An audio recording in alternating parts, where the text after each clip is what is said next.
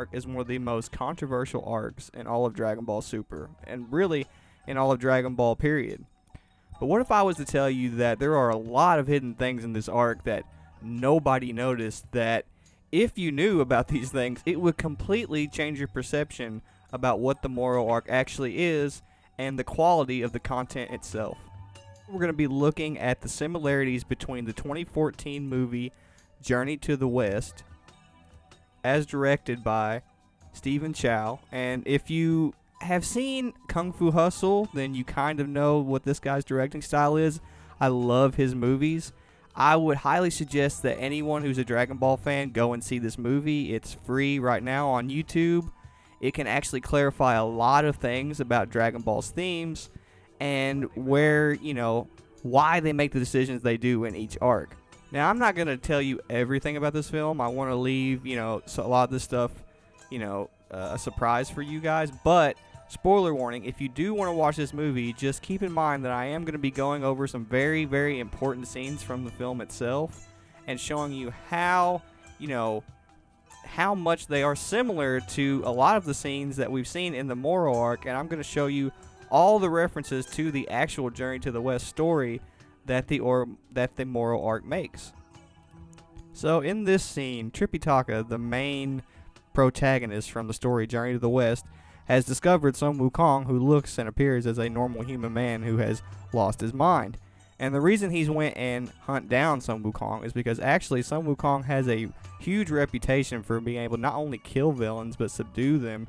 And he's just he is the demon hunter's demon hunter. He's a demon himself who is a master at reforming demons to join his side, but also, just destroying them in general. Wukong throughout a lot of China is known to be able to exorcise spirits, lost spirits, demons, and just help liberate lost souls and protect people from disease and, possession and all kinds of things of that nature. So in this scene, Sun Wukong explains his story about how he was sealed into Five Fingers Mountain 500 years ago. He lost all of his abilities, all of his powers, thanks to the seal. And it was all over getting into a disagreement with the Buddha, which, as you can see, is referenced through the Grand Supreme Kai. And in this scene, he also tries to trick Tripitaka into releasing him from this prison by boasting this false sense of enlightenment, this lie that he has found enlightenment while he has trapped himself into this cave, to learn the ways of Buddha himself. And if you look right up here on these panels on the right, you can actually see that Goku is playing the role of Buddha himself and sealing Moro into stone and then releasing him right before testing him to see if he is worthy of keeping his life. In this scene, Sun Wukong definitely proves his reputation as a trickster god as he tries to manipulate the monk Tripitaka into releasing him from Five Fingers Mountain by claiming that he's going to help all of the demons and evil creatures find enlightenment after accidentally claiming that it would destroy them. And Tripitaka in the story is actually, Mirrors in the Moro arc is actually a reference to Tripitaka himself. The inspiration for Mirrors is very obviously from Tripitaka.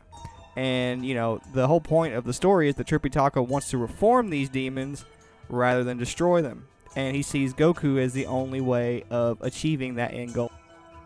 Like Sun Wukong, Moro's sense of superiority stems from the fact that he is so much older than everyone else. He truly believes that he's superior simply for the fact that he's an ancient being, and he can't stand the fact that he's not getting the respect he deserves from these younger, less developed, beings, which is, that feeds into him actually using people for his means as long as they respect him and do what he wants. Sun Wukong also prides himself as the leader of a group of gangsters/criminals known as the 13 Gangsters of Flower Fruit Mountain.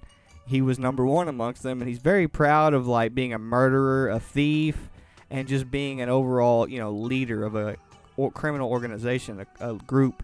And, he feels a very strong sense of self-importance.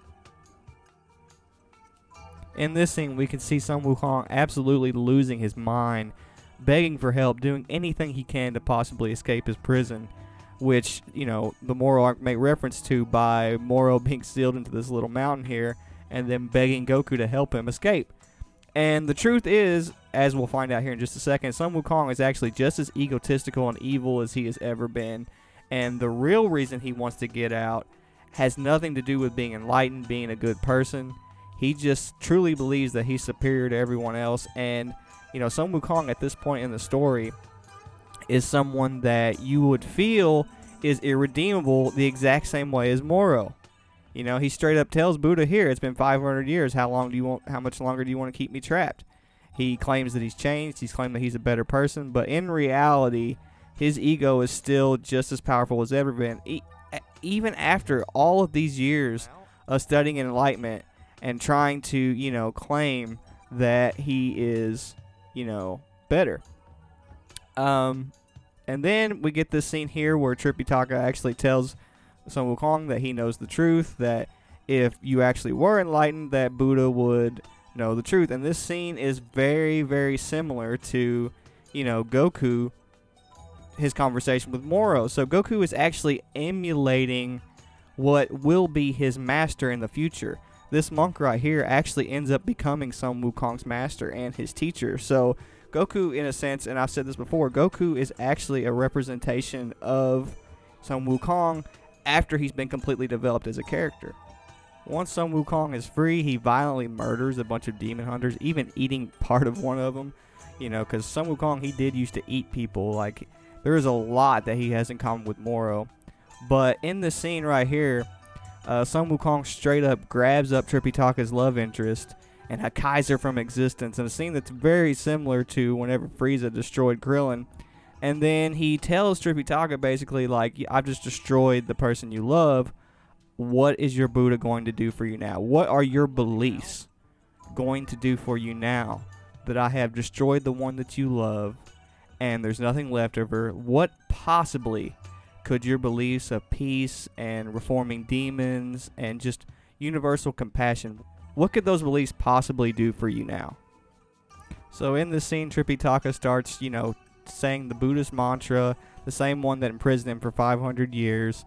And he vows, now that he's shown his true intent, he vows to destroy Buddha.